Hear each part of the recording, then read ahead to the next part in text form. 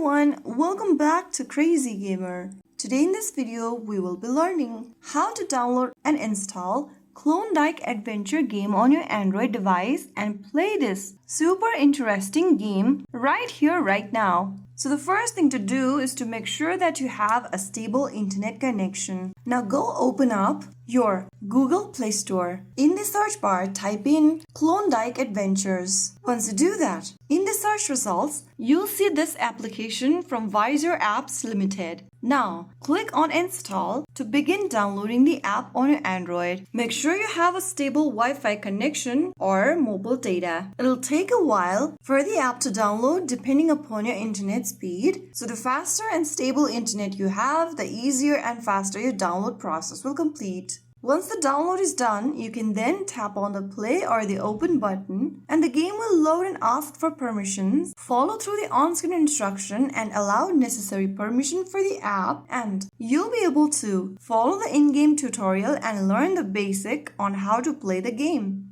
So like that, you can easily download and install KlonDike Adventures game on your Android or your iOS device as well. If you found the video helpful, don't forget to like, share and subscribe to our channel.